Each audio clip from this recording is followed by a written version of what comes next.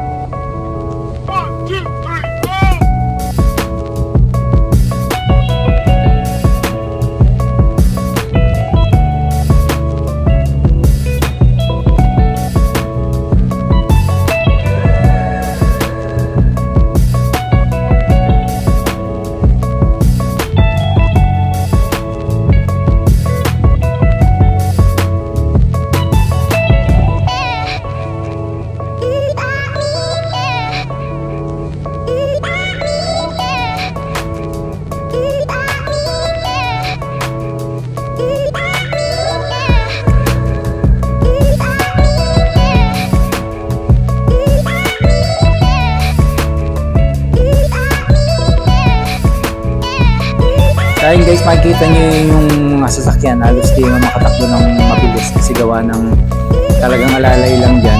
Kasi marami ng ruts yung kalsada gawa ng ulan. Bali nagtukit kaya hindi na siya ganun kapatag.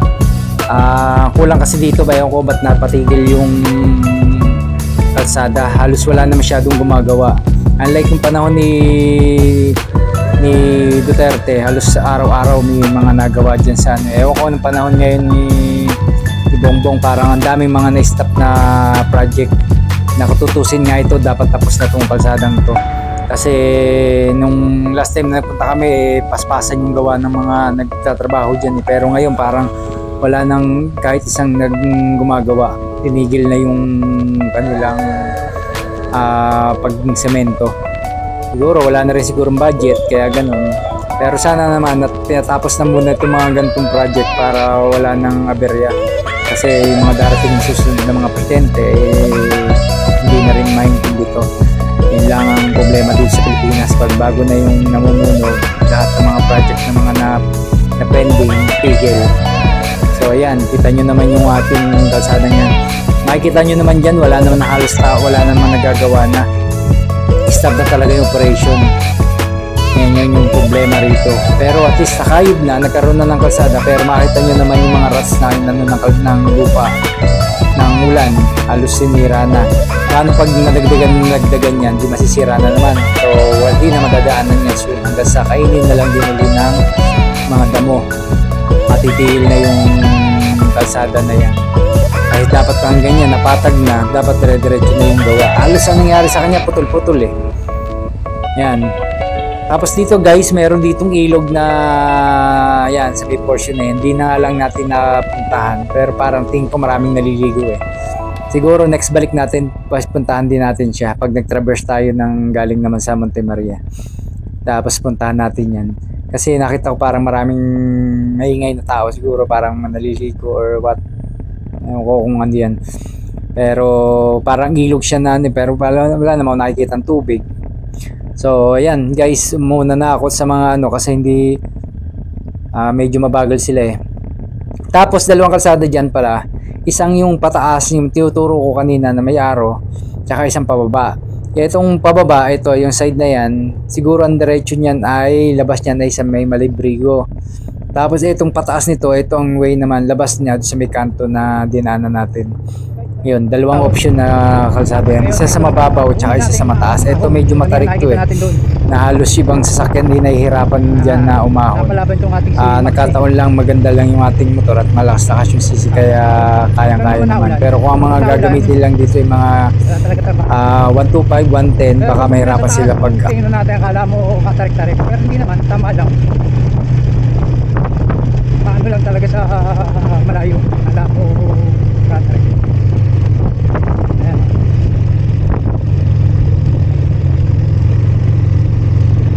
Ayan guys, right lang tayo.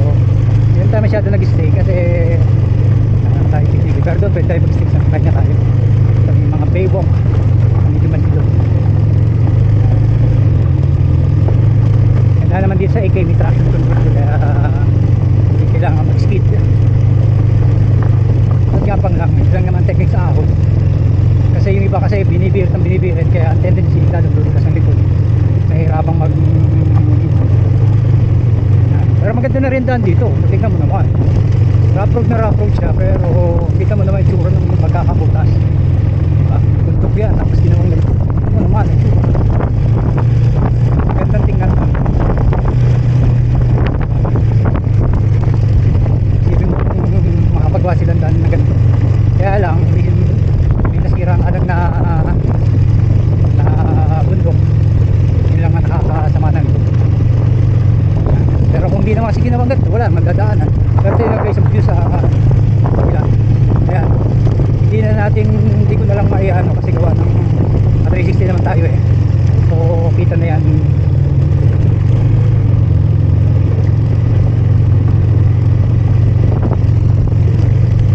Nakakatakot lang dito gumaan sa gabi. Kasi baka bigla kang mapaglatan. Ayan, pasado na rin to. Yun lang masarap dito sa AK550 guys. Kasi yung suspension niya off-road. Alam mo dirt bike ang taas ng travel. Kaya kahit anuin mo parang hindi niya ramdam yung dubak. Katulad ba nung ibang maxi na ganda lang yung tsura pero ang travel nila kung shock na pansi. Yun ang ganda ng ginawa ng pin ko. Yan guys, tingnan nyo pagkakagawa dito. Nalagyan nila ng mga net. Iwas na rin yung landslide pero tendency pa rin mag landslide kasi pag lumutong na yun yan bumubulat siya pero nakatikit naman yung ganda rin pagkakagawa maganda kapitan ng halaman pag kinapitan niya nakakapulat niya hindi na yung tigilan. So ayun guys, hindi lang natin kita dito gilid kasi binak na bundok to eh. Ito downhill again then rock road. Okay. Technique lang dyan guys pag ano, di pa kayo dadaan sa dinaanan ha, para hindi loose yung bato medyo siksik kilo huwag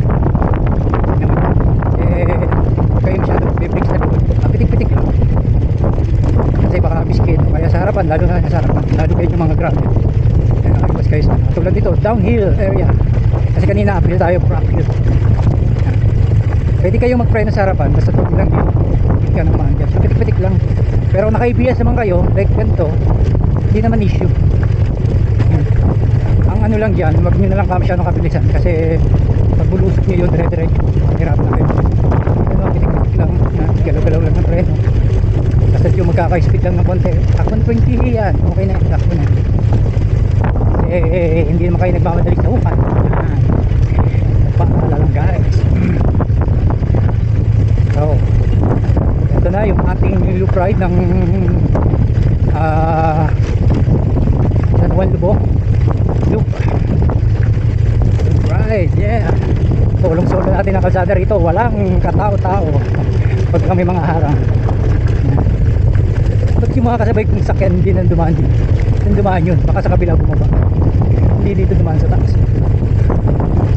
Tagal yun, dito nabalik. So ayun guys, yung portion lang yan namin nakita tayong ginagawa. Ayan, praso lang yun. Tapos eto na yung downhill section. Medyo steep na yung pababa kaya medyo nag-alalay tayo ng medyo palusong kasi gawa ng baka tayo magdulas. Kaya sa mga pupunta dyan, pag yung mga dyan yung palusong na, medyo alalay na lang kayo. Huwag mo siya Kaya guys, tingnan nyo naman downhill yan. hindi nyo kayanin ng preno at magpumilas kayo. Downhill area talaga. May mga loose rock pa rin talaga siya, tapos may Ay, mga sabay, rocks tuluto marami. ka rito. Palibasa ay kayang-kaya natin kasi Oo, ito na nagtitrail tayong naman tayo, Malibrig. kaya parang ano, sa Kamusta po ba dun? Parang ganda easy dun. lang. Pero ramdam ko pa rin dyan yung dulas ng gulong kasi hindi naman tayo naka-dual sports na goma. Kaya next, konting natin dito. mapapitik lang ako sa Dala na tayo preno ng is parang ano siya, Gagawin. nag-drip. So yan yung isang problema to sa gulong ko. Kaya talaga kailangan tayo makapagpalit ng dual sports para next time na may puntahan tayong ganyan, wala na tayong katerya. At saka Ano lang, natin ko na lang di maputput kailangan yung ating niya, goma kung meron para sanang magtinda sunod ng papalit dual na rin sport tayo. Kung may size makakuha 15. tayo ng Yun na lang ng kailangan gulong pa na para dual sport na size 15. Ayun guys, PM na lang kayo dito sa ating ano, kung mayroong nagbebenta kasi ito yung talagang gusto kong palit. Kaya wala lang ako makita ng size 15 na dual sport. Yan. Kasi wala pa rin lumabas sa size 15. So ayan guys, kita nyo gano'n ka-steep na yan yung ano. Sa video hindi nyo makikita sobrang tarik niyan, pero pag sa actual na kayo ano na kayo, bigla na kayo kasi talagang malalim na malalim yung portion na yan. Yun.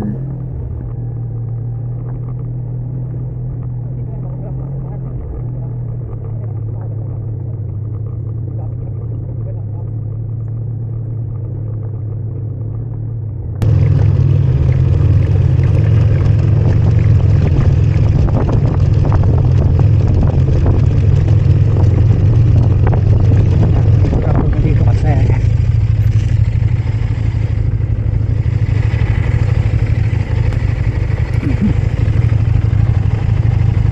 Okay, building again. Pero maganda namang ilog to, tong Pero tanggalin natin.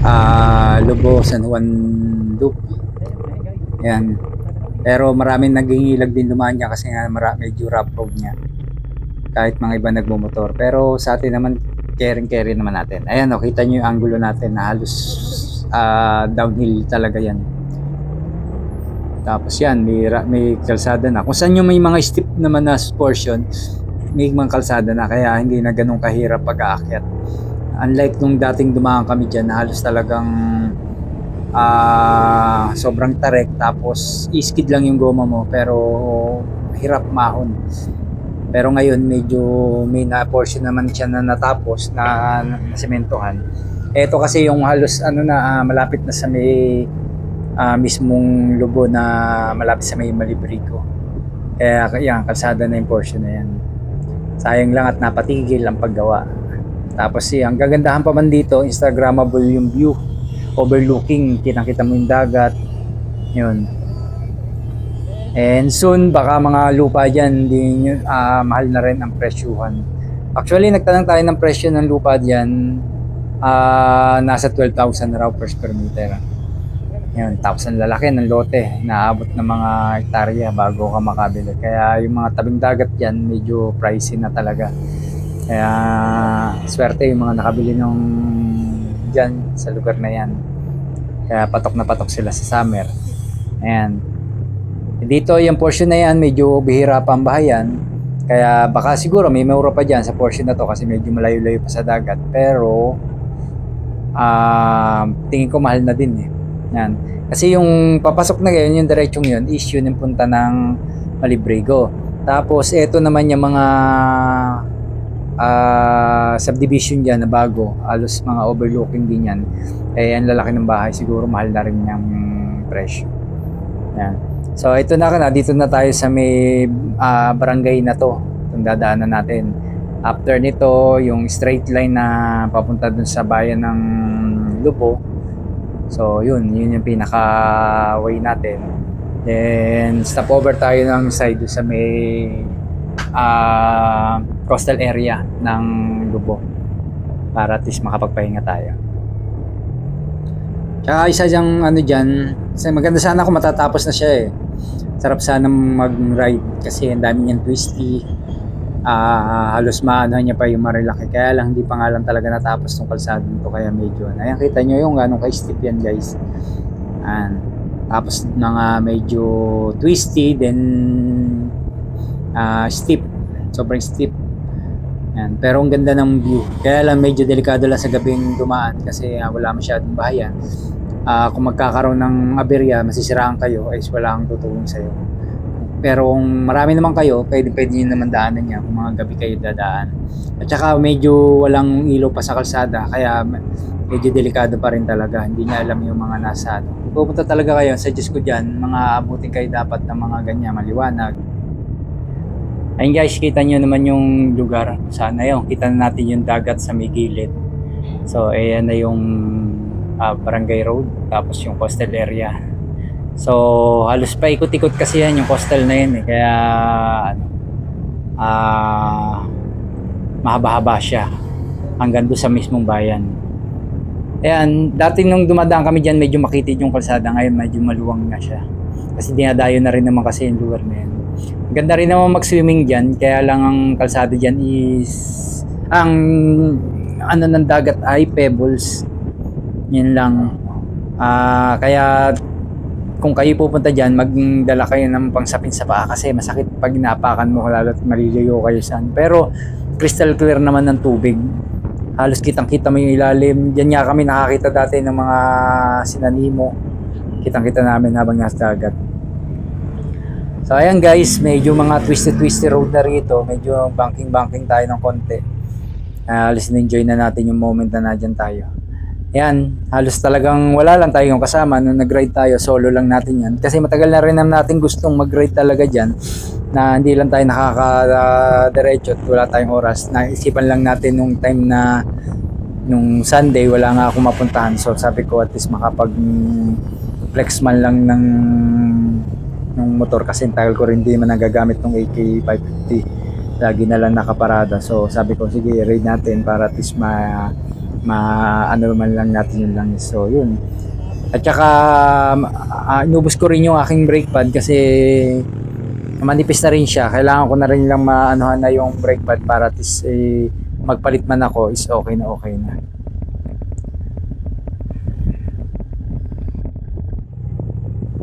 So ito na pala yung bayan ng Lubo. Yung mismong palengke nila, yung nadyan lahat. Yan, yung kanilang munisipyo, yan na parang White House ang pagkakayari. Yan, maganda rin ang pagkakagawa ng ano dyan. Progressive na rin naman itong barangay ng Lubo dahil naging tourist spot na rin siya. Gawa ng isa na nga, yun nga, Monte Maria. Pag galing ka ng Monte Maria, pwede ka na magdiretso yan, gusto nyo maligo. Kaya halos parang naging tourist spot na rin siya. Yan, kaya halos dami na rin tao dyan, dami na rin nag-invest na bumili ng lupa kasi nga nakilala na rin yung lugar na isa sa magandang puntahan. Lalo't pag galing ka ng Monte Maria. Ayun. Kaya halos dinadayo yan, lalo yung mga nagmumotor, ayan, dinadayo talaga yan. So ito na guys ang way natin doon sa may coastal area niya yan mismo. Bali stop over tayo ng konti doon sa may bandang ano, kasi pahinga tayo, then siya tayo ng konti doon ng konting view. Yan.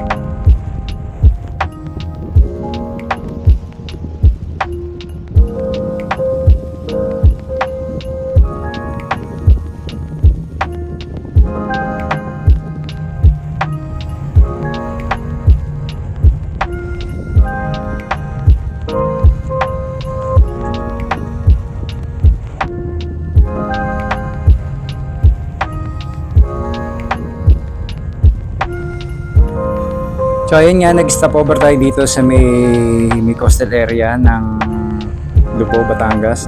So dito tayo nakakuha ng magandang location kaya para makapagpahinga tayo. Ang sarap ng ano diyan, ng hangin. Halos kahit tirik yung araw pero yung hampas ng hangin masarap. Ramdam mo yung nature. Kaya halos dyan nag-stay muna tayong konti, pahinga lang tayo. Kaya lang di tayo makaupo dun sa cottage, baka tayo singilin pag tayo naupo. Kaya dito lang tayo sa dagat, ikot-ikot lang tayo. Okay naman din, nakisama naman yung araw kahit sobrang tirik na tirik, pero yung hangin naman is ang ganda naman ng hangin nga bagat. Kaya okay lang, hindi naman tayo masyadong mainitan. Ayan guys, makikita nyo dyan sa yan yung seabed nila, more on pebbles, mga parang dinurog na bato. Yan yung nila, pero okay din naman kasi maganda naman yung pagkano kumpara mo sa mga black sand na buhangin.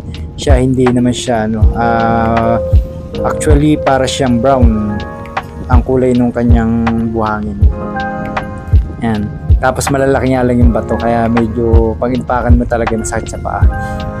Yun. Pero kita mo naman yung ng linaw ng tubig. Sobrang ganda.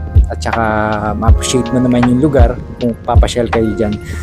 So ayan guys, medyo relax lang tayo ng konti dyan sa konting picture. Kaya mas tumagal tayo sa portion na yan.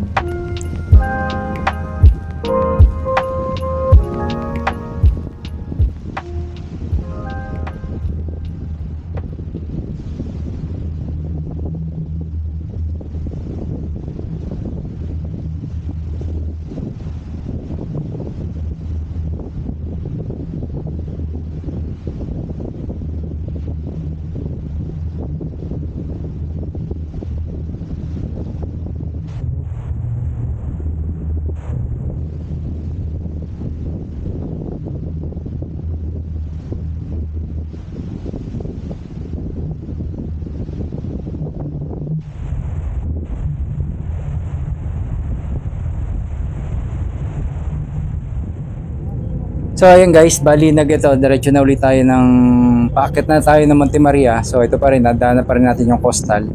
Kaya lang, hindi naman siya doon tayo nakapagkuha doon sa may Monte Maria, gawa na naubusan na tayo ng battery. Nalobat na yung ating boat camera, kaya wala tayong nakuhang picture doon, kaya nakapag-vlog tayo. Kasi actually, plan ko talaga mag-vlog tayo doon sa may mismong Monte Maria. Kaya lang yung pagdating natin doon traffic din kasi ang daming pumuntang tao, tapos lobat na nga tayo, kaya hindi na ako nagdiretso kasi sabi ko hindi rin tayo makakapag-vlog, wala rin tayo makakuhanan. So pipila pa rin tayo sa traffic na sunod-sunod, daming kasi pumunta. Siguro mga next na lang tayo pupunta doon para yung saktong wala masyadong tao para mapag-vlog tayo at may vlog natin din yung glass na tinatawag doon na bagong bukas. Yun guys, hanggang dito lang yung video natin. Kaya sa mga hindi pa nakasubscribe, subscribe na po kayo sa ating channel para makapag-upload pa tayo ng ibang video na sana magustuhan nyo. Eto, pwede nyo gamitin ito pag pupunta kayo ng Lubo, Batangas, kung gusto nyo lalo sa mga baguhan na hindi pa nakakarating ng Lubo Loop to San Juan. Eto, pwede nyo siyang kuhanan kasi pinilit ko may captured natin yung lahat ng diadaanan para kahit paano ay maging guide sa mga ibang pupunta.